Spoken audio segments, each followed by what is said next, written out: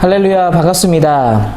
오늘 4월 19일 주일 설교 하나님 말씀 함께 나누도록 하겠습니다. 특별히 오늘부터 이제 마가복음이 맞춰지고 이제 말라기 말씀을 보려고 합니다. 말라기는 한 2차례 정도 여러분들과 함께 말씀을 나누려고 계획하고 있습니다. 오늘 우리 함께 볼 말씀은 말라기 1장 1절부터 5절까지의 말씀입니다. 여호와께서 말라기를 통하여 이스라엘에게 말씀하신 경고라. 여호와께서 이르시되 내가 너희를 사랑하였노라 하나 너희는 이르기를 주께서 어떻게 우리를 사랑하셨나이까 하는도다. 나 여호와가 말하노라. 에서는 야곱의 형이 아니냐. 그러나 내가 야곱을 사랑하였고 에서는 미워하였으며 그의 산들을 황폐하게 하였고 그의 산업을 광야에 이리들에게 넘겼느니라. 에돔은 말하기를 우리가 무너뜨림을 당하였으나 황폐된 곳을 다시 쌓으리라 하거니와 나 만군의 여호와는 이르노라. 그들은 쌓을지라도 나는 헐리라. 사람들이 그들을 일컬어 악한 지역이라 할 것이요 여호와의 영원한 진노를 받은 백성이라 할 것이며 너희는 눈으로 보고 이르기를 여호와께서는 이스라엘 지역 밖에서도 크시다 하리라. 아멘. 주께서 어떻게 우리를 사랑하셨나이까? 라는 제목으로 오늘 말라기 말씀을 함께 살펴보고 은혜를 나누고자 합니다. 여러분, 사랑받고 싶은 것이 인간의 가지고 있는 욕구이고 마음이죠. 여러분, 우리는 언제 내가 사랑받고 있다라고 느끼게 될까요? 아무래도 다른 사람들에게 내가 관심을 나에게 줄 때 내가 사랑받고 있구나라고 생각하게 될 겁니다. 예를 들면 작은 배려를 해주고 또 작은 섬김을 주고 또 선물을 챙겨주고 그런 걸 볼 때 마음이 기쁜 것이죠. 그것이 무슨 마음입니까? 나를 사랑해주고 있구나. 내가 사랑받고 있다고 느끼고 있기 때문에 마음에 기쁨이 있는 겁니다.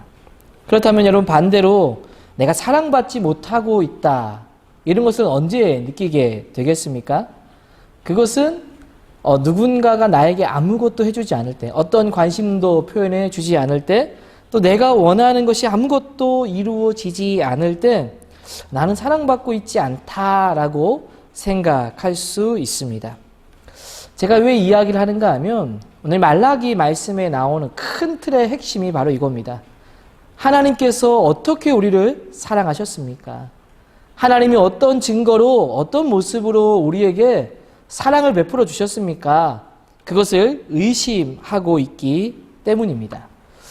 여러분, 왜 이스라엘은 하나님의 사랑을 느끼지 못했을까요?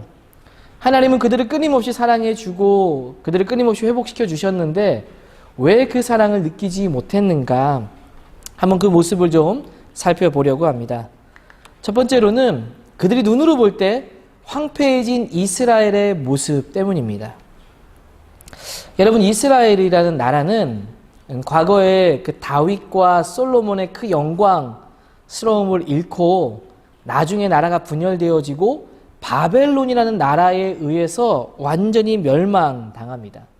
그래서 수많은 사람들이 바벨론의 포로로 잡혀가기도 하고 애굽이라는 나라에 피신하기도 하고 또 그 이스라엘 땅 그대로 남아서 지내는 사람들도 있지만 이 바벨론의 정책은 유능하고 똑똑한 인재들을 좀 대부분 다 자기의 나라로 데리고 포로로 가지고 왔습니다. 그래서 그 남아있는 곳은 완전 황폐할 수밖에 없던 곳이죠.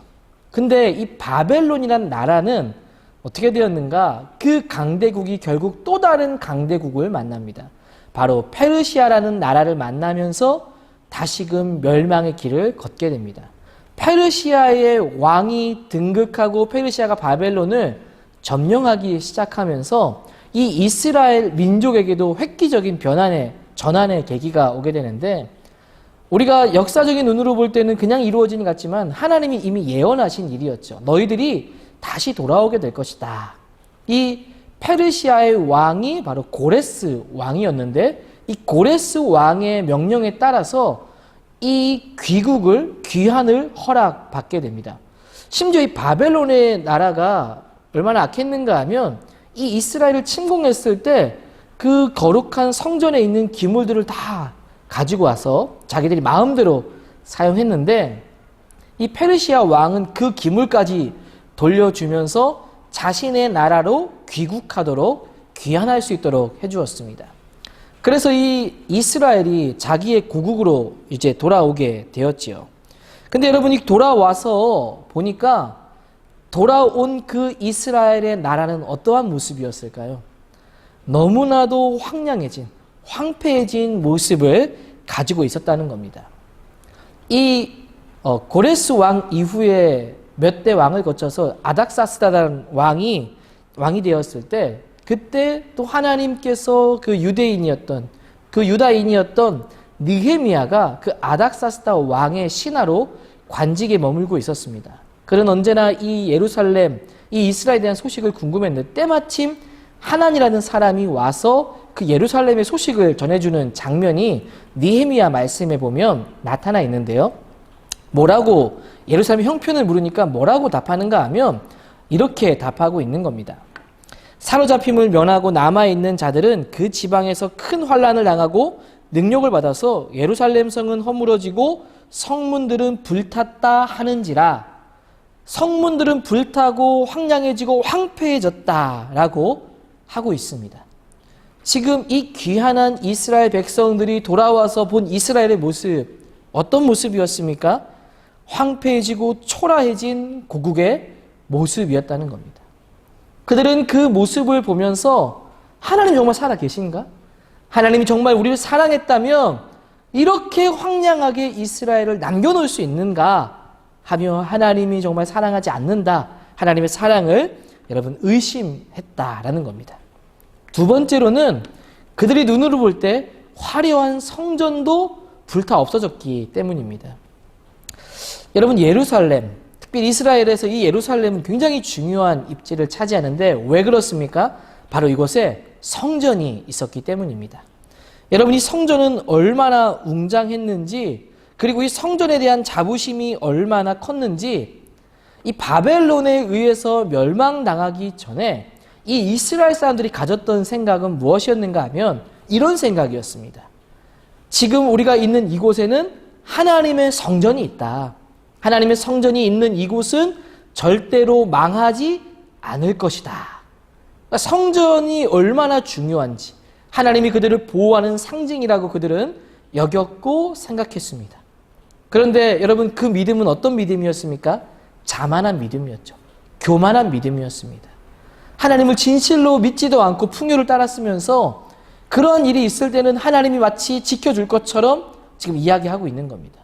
그때 활약했던 선지자가 누구인가 하면 예레미야라는 선지자예요. 눈물의 선지자라고 불리우는 그 예레미야는 왜 눈물의 선지자로 불렸는가 하면 이스라엘이 멸망당할 것을 말했기 때문입니다. 그리고 다음을 기약해야 된다. 그리고 실제로 바벨론에 의해서 멸망당하고 성전은 완전히 파괴되고 말았습니다. 그리고 이제 페르시아라는 나라 고레스 왕을 따라서 그들이 복귀하게 되었을 때 제일 먼저 한 것이 뭐였냐면 성전을 다시 재건하는 거였습니다. 수룹바벨을 통해서 성전이 재건되는데 솔로몬을 통해 지은 성전이 제1성전이라고 구분한다면 수룹바벨을 통해서 다시 지은 이 성전을 제2성전이라고 할 수 있습니다. 제1성전에 비교해서 제2성전을 볼 때 여러분 어떤 모습이었을까요? 아마 제1성전의 화려함에 그 영향도 조금도 미치지 못할 만큼 초라한 성전의 모습이었을 겁니다. 그 성전이 제대로 지어지지 않은 모습이 그들에게 정말 하나님이 사랑하는 것일까? 그런 하나님이 우리를 사랑한다면 어떻게 성전이 저렇게 초라하게 화폐되도록 놔둘 수 있을까? 특별히 제1성전을 기억하는 사람들에게는 제2성전은 너무나도 그들의 마음을 무너뜨리기에 충분했던 것이죠. 하나님 정말 사랑하지 않을 것이다. 특별히 좀 더 보태서 얘기하면 제1성전, 이 솔로몬이 지은 성전은 여러분 7년의 공사기간을 거치며 아주 웅장하게 지어졌습니다. 나중에 솔로몬이 죽은 이후에 이 나라가 그 솔로몬의 아들 르호보암, 남유다, 그리고 또 다른 북이스라엘을 창건하게 된 여로보암, 이 나라가 나눠지게 되는데 나눠지게 되는 결정적인 사건과 계기가 무엇인가 하면 물론 영적인 문제였지만 표면적으로 드러난 것은 여로보암이 솔로몬이 죽은 이후에 르호보암에게 찾아가서 여전히 그런 건축과 세금과 이런 것들을 우리에게 고역을 줄 것이냐. 그러니까 성전 건축이 얼마나 힘들었는지 이것을 좀 더 중단해주고 이것을 좀 더 우리에게 편안하게 해주지 않으면 우리는 당신과 함께하지 않겠다. 근데 르호보암이 어리석은 결정을 하며 더 고역을 주겠다. 아버지보다 더 고역을 주겠다 해서 결국 여로보암을 따라 10지파가 북이스라엘을 세우게 되죠. 그러니까 결정적인 계기가 바로 이 건축에 있었습니다. 그만큼 건축에 얼마나 많은 공을 들였고 얼마나 화려하게 지어졌는지를, 그리고 그것과 비교해서 제2 성전은 얼마나 초라했는지, 그래서 이런 것들로 인해서 하나님이 우리를 사랑하실까에 대한 의심이 일어난 거죠. 하나님은 우리를 사랑하시지 않는다. 이 성전을 보면서 그런 마음을 가졌던 겁니다. 마지막 세 번째로 하나는 그들이 눈으로 볼 때 풍요로움이 없었다라는 겁니다. 여러분, 이스라엘 백성들이 가장 많이 빠진 우상이 풍요, 바알을 숭배하는 거였죠. 바알이 비를 내려준다고 믿었고 농사를 짓는데 비가 중요하기 때문에 하나님을 믿는다고 하지만 풍요를 따르는 백성들이 이스라엘 백성들이었습니다. 그들은 화려한 기대를 가지고 페르시아에서 돌아오게 되었습니다. 여러분, 페르시아에 있을 때 그 앞전에 바벨론에 먼저 잡혀가지 않았습니까? 바벨론은 또 그들에게 농사도 짓고 또 생활할 수 있도록 여건을 허락해 줬습니다. 그래서 실제로 잡혀가서 그곳에 포로로 지내기는 했지만 실제로 그곳에서 부자가 된 사람도 있었습니다. 근데 그런 것들을 접고 돌아오게 되었는데 지금 이 돌아왔을 때 피폐해진 땅에 다시 새롭게 시작하려고 하면 얼마나 어려움이 많았겠습니까? 그 풍요를 잃고 오게 된 거죠. 그러니까 마음속에 하나님이 우리를 정말 사랑하는가, 사랑한다면 어떻게 우리를 이런 가난과 굶주림 속에 있게 하는가, 그런 의심의 마음이 그들에게 든 것입니다. 여러분, 사실 가난은요 정말 힘든 일이죠. 제가 이제 대학 다닐 때 이제 가끔 가다 해외 유학을 다녀온 사람들 이야기를 들을 때가 있는데, 뭐 이렇게 잘 다녀온 사람도 있지만 어떤 사람은 가가지고 정말 아무것도 해보지 못하고 생존만 하다 왔다, 이런 이야기를 들은 때도 있습니다. 그러니까 가서 뭔가 좀 영어도 배우고 공부도 하고 새로운 기대를 갖고 이렇게 떠나가게 됐는데 돈도 없고 힘들다 보니까 일하고 하다 보니까 늘 그곳에서 일만 하면서 그냥 하루 벌어 하루 먹고 그 가난과 굶주림 속에서 거의 생존만 하다가 돌아왔다 하는 이야기를 들었습니다. 그러니까 그것에 대한 기대와 환상이 완전히 깨졌다라고 이야기하는 것이죠. 여러분, 그들이 화려한 기대를 안고 돌아왔는데 너무나 가난과 어려움 속에 있게 됐다는 거예요. 그러니까 얼마나 마음이 무거웠겠습니까? 그때 이런 마음이 드는 거죠. 하나님은 우리를 사랑하시지 않는다. 그러한 의심의 마음이 나타나게 된 겁니다. 여러분, 이러한 이유들로 결국 어떤 결과가 이들에게 나오게 되어지는 겁니까? 이들이 이러한 여러 가지 요인들로 인해서 돌아왔지만 이 말라기 말씀이 돌아온 이후에 그들의 삶의 기록을 담겨놓은 말씀인데, 돌아왔지만 이 결과를 보니까 자신들이 생각했던 것과 너무 다른 겁니다. 화려한 귀환보다도 초라한 귀환, 하나님이 정말 계시지 않은 것 같은 마음. 그래서 그들은 이런 질문을 하는 거죠. 주께서 어떻게 우리를 사랑했습니까? 정말 하나님이 우리를 사랑했다면 어떻게 이대로 놔둘 수 있는 것입니까? 우리의 삶의 모습을 보십시오. 하나님은 우리를 사랑하지 않는 분이십니다. 이러한 의심을 하는 겁니다. 여러분, 이러한 마음을 가지고 있으니까 하나님께 드리는 제사는 어땠을까요? 여러분, 하나님께 드리는 제사는 형식만 남은 제사였습니다. 형식도 어떻게 남게 되었을까요? 여러분, 제사장들에게 있어서 주된 일은 무엇이었겠습니까? 쉽게 말하면 그 당시에 생업이라고 하면 이 제사장들에게는 제사를 드리는 일입니다. 이 일마저 하지 않으면 먹고 살 길이 없는 겁니다. 그러니까 그 백성들이 가져오는 짐승을 보면 좋은 짐승은 자기가 취하는 거예요.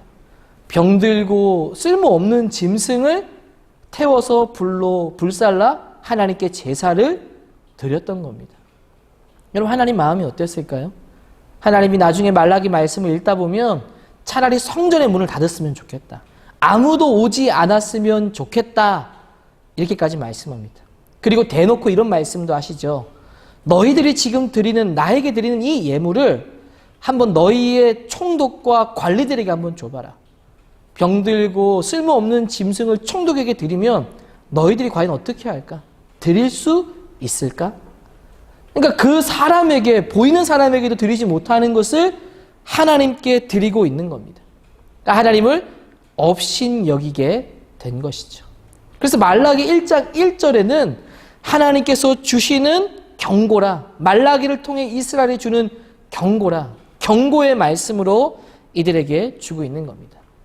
이 사랑을 의심하는 자들에게 1장 1절부터 5절에 하나님이 어떤 답을 주시는가 하면 바로 야곱과 에서의 이야기를 들려주십니다. 야곱과 에서의 이야기. 여러분, 왜 하나님께서 너희를 사랑한다라는 그 말을 증명하고 표현하기 위해서 왜 야곱과 에서의 이야기를 들려줄까요?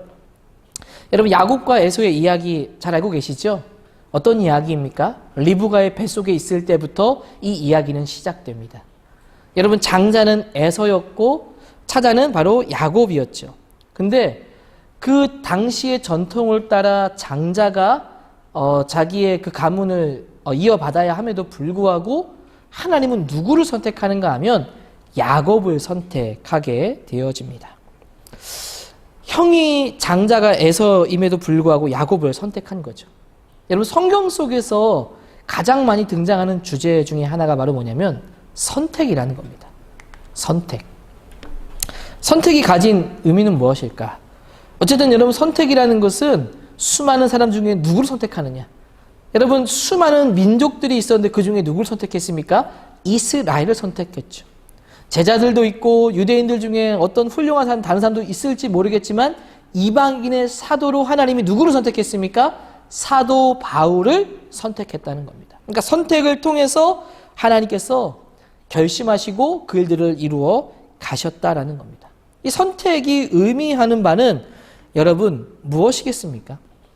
바로 선택은 전적인 하나님의 결정이다라는 겁니다. 그리고 그 선택을 통해 보여주는 것은 무엇인가? 바로 이스라엘이라는 것을 선택하고 야곱을 선택하는 것을 통해서 무엇을 보여주는가? 하나님이 반드시 그들을 회복시키고 일으키신다. 그러니까 하나님의 사랑을 드러내기 위해서 선택을 하셨다는 겁니다. 여러분, 그 선택을 통해서 무엇이 드러나는 겁니까? 하나님의 사랑이 드러나고 있다는 거예요. 하나님의 사랑을 의심하고 있는 이들에게 내가 야곱을 선택했고 야곱을 통해서 어떤 일들을 이루셨는지를 너희가 보아라. 그리고 하나님 이렇게 너희들을 회복시켜 가신다라고 말씀하고 있는 겁니다. 여러분, 하나님께 선택받는 것, 그리고 선택받은 자들은 어떤 은혜가 있는지를 우리는 보게 되죠. 그러면 여러분, 선택받은 자들은 어떤 사람들일까? 어떤 사람이 여러분 선택을 받는 것이고 어떻게 여러분 알 수 있을까요? 여러분, 우리가 운명론적으로 생각해서는 안 됩니다. 누구는 선택하고 누구는 선택하지 않았다라고 해서 아무리 노력해도 안 되는 것처럼 결정된 것처럼 사실 말하면 우리가 하는 하나님의 순종행위를 약화시킬 수가 있죠. 중요한 것은 하나님의 뜻에 순종하는 자가 결국 선택받은 자라는 것을 여러분 기억하십시오. 반대로 하나님의 뜻을 거스르는 자는 선택받지 못한 겁니다. 여러분, 여러분의 삶의 모습은 어떻습니까? 하나님의 뜻에 순종하면서 살아가고 있습니까? 그러면 여러분 선택받은 겁니다. 선택받은 자들은 하나님을 위해서 더 살려고 하기 때문에 여러분 그렇습니다. 근데 여러분, 이러한 선택을 받은 이 이스라엘은 왜 이 하나님의 사랑을 느끼지 못한 것일까요? 왜 이 사랑을 깨닫지 못한 것일까요? 여러분, 그것은 그들의 생각과 기준이 잘못됐기 때문입니다. 왜 잘못되었습니까? 자기 중심으로 하나님을 바라보고 있는 겁니다. 자기 중심으로 보니까 지금 자기가 돌아왔을 때, 귀환했을 때 하나님이 뭔가 좀 이제 열려지고 잘되고 풍요로워지는 것을 기대했는데 자기의 기대에 못 미치는 겁니다. 지금의 상황이. 그러니까 하나님은 나를 사랑하지 않으신다라고 생각하는 겁니다. 쉽게 생각하면 이런 것이죠. 하나님, 나 이 대학 가고 싶어요. 나 이 성적 얻고 싶어요. 하나님, 내가 생각하는 이 문제 해결해 주세요. 해결도 안 돼, 대학도 안 돼, 뭐도 안 돼, 이래저래 안 돼. 그때 이렇게 얘기하는 거예요. 하나님은 날 사랑하시지 않으시는군요. 무엇입니까? 내 기준, 나의 기준에 맞추어서 생각하니까 하나님의 사랑이 느껴지지 못하는 겁니다. 여러분, 하나님의 사랑은 어떻게 확인해야 될까요? 나의 기준이 아니라 하나님의 기준에 나를 맞춰야 합니다. 여러분, 내가 원하는 것이 이루어지지 않을 수 있죠. 여러분, 그러나 중요한 것은 뭐냐면 하나님의 기준에서 보면 그게 은혜일 수 있다는 겁니다. 쉽게 설명을 드리면 내가 해결받고 싶은 문제가 있는데 해결이 안 되고 그 문제 여전히 나의 삶 가운데 있는 거예요. 근데 하나님은 그게 은혜라고 말씀하는 겁니다. 여러분, 친구들과 관계 늘 좋습니까? 어떤 친구, 날 너무 힘들게 하는 친구들 있지요. 그 친구 좀 안 봤으면 좋겠다. 근데 하나님은 뭐라고 말씀하는가 하면 그 친구가 지금 네 곁에 있는 게 은혜다. 이게 은혜라는 것을 발견하게 될 때 하나님의 사랑을 깨닫게 되는 겁니다. 정말 내가 원하지 않는 일들을 하게 될 때 그것을 하는 것이 은혜라는 것을 알게 될 때, 즉 무엇입니까? 원치 않는 일이 나를 찾아올 때 그 순간이 기쁨과 감사로 바뀌게 되는 것, 하나님의 사랑을 확인하게 된다라는 겁니다. 한번 제가 이 말씀을 묵상하면서 저의 삶에도 이런 순간들이 있었을까? 어떻게 하나님의 사랑을 확인할까? 목사님은 여러분들 잘 알고 있듯이 이제 아들이 둘이 있지요. 첫째와 둘째가 있는데 아직도 어린 아이들입니다. 작년 연말이었죠. 작년 연말에 저희 첫째가 폐렴에 걸린 겁니다. 지금 같은 코로나와 같은 폐렴이 있었다면 정말 화들짝 놀랐을 건데 작년에 폐렴에 걸려서 병원에 입원하게 됐습니다. 그러니까 너무나 속상하고 원치 않는 일이 나를 찾아온 것이죠. 하나님, 내가 아들이 아픈 것을 볼 때 이런 원망이 나오는 겁니다. 하나님, 어떻게 이럴 수가 있어요? 우리 자녀를 왜 지켜주시지 않으시죠? 하나님 정말 저를 사랑하는 것 맞습니까? 라고 하면 나의 기준이 되는 겁니다. 그럼 하나님의 사랑을 확인하지 못해요. 근데 이것이 바뀌어야 돼요. 이것이 감사와 기쁨으로 바뀌어지는 순간이 있어야 된다는 겁니다. 그러니까 하나님 관점으로 볼 수 있어야 된다는 거죠. 그래서 여러분, 병원에 저희 아내와 첫째 아들이 지내게 됐고 저는 둘째와 저희 집에서 지내게 됐습니다. 항상 저희 아내, 아이들, 우리 가족이 늘 같이 있다가 둘둘씩 떨어지게 된 겁니다. 저는 둘째하고 밥도 같이 먹고 제가 밥도 챙겨주고 같이 먹고 자고 놀고, 그리고 우리 아내는 병원에 첫째를 데리고 병간호하고 돌보고 함께 시간을 보내게 됐습니다. 근데 그 시간을 보내면서 둘만 늘 상대하다가 1대1로 계속 며칠을 같이 있고 지내다 보니까 그동안 이 둘째가 어땠는지를 좀 더 알게 되고 더 많이 사랑하게 되었습니다. 물론 사랑했지만 더 많이 사랑하게 되었다는 거죠. 우리 첫째도 저희 아내가 함께 있으면서 그동안 속상한 것도 많았고 속 썩이는 것도 많아서 미운 말도 많이 했는데 둘이 같이 있어 보니까 얼마나 그 첫째가 갑자기 애틋하게 느껴지고 사랑스럽게 느껴지는지를 깨달았고 이런 고백을 하는 겁니다. 하나님께서 이런 시간을 우리에게 허락해 주신 것 같다. 하나님께서 이런 시간을 통해서 더 우리의 아이들을 이해하게 가장 필요한 시간을 우리에게 주신 것 같다.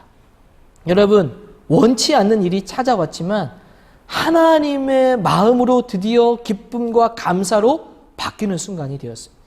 하나님이 얼마나 우리 가정을 사랑하시는지 이것을 느끼게 되었습니다. 여러분, 마찬가지입니다. 여러분들이 원치 않는 일이 여러분의 삶에 찾아옵니다. 그때 나 기준으로, 나 중심으로 보면 하나님 정말 날 사랑하면 이거 해결해 주셔야죠. 이 문제 없애 주셔야죠. 할지 모릅니다. 그러나 하나님의 마음으로 이 일들을 바라보게 될 때, 하나님의 시선으로 그 일들을 바라보게 될 때, 이게 나에게 필요한 거였구나. 하나님 나를 이렇게 사랑하시는구나. 그 사랑을 확인하게 되는 겁니다. 오늘 말씀을 통해서 여러분, 하나님이 나를 얼마나 사랑하고 있는지를 깨닫게 되기를 원합니다. 여러분 혹시나 지금 있는 이 시간이 힘든 시간인지 잘 모르겠어요. 그때 하나님이 이 시간을 나에게 주시면서 어떤 것을 알기를 원하시는지, 그리고 그것을 발견하고 하나님의 사랑을 의심하는 것이 아니라 하나님의 사랑을 확인하는 그러한 은혜가 여러분의 삶 가운데 있게 되기를 주의 이름으로 축복합니다. 다 같이 함께 기도하도록 하겠습니다. 하나님, 우리가 살면서 하나님의 사랑을 의심하는 순간이 얼마나 많은지 모릅니다. 하는 일이 잘 되지 않거나 상처를 받거나 조금만 힘들어도 하나님 정말 나를 사랑할까 의심합니다. 그러나 주님, 오늘 들은 말씀처럼 그러한 순간이 또 하나님이 날 사랑하고 있는 순간임을 확인할 수 있도록 인도하여 주옵소서. 원치 않는 순간들을 통해 더욱 하나님의 사랑을 확인하게 하시고 하나님의 은혜와 사랑이 나에게 얼마나 충만하게 넘치는지를 발견하게 되기를 간절히 소망합니다. 이제 학교 우리 고등부 학생들 온라인 개학을 하여 이제 학기가 시작되었습니다. 하나님께서 잘 적응할 수 있도록 도와주시고 잘 준비되게 하여 주옵소서. 이러한 순간에도 하나님을 잊지 않게 하시고 하나님께 지혜를 구하며 맡겨진 학업을 잘 감당하도록 도와주시옵소서. 언제나 함께 하실 것을 믿고 감사드리며 살아계신 예수님의 이름으로 기도드리옵나이다. 아멘. 여러분, 주일 설교 말씀을 마쳤습니다.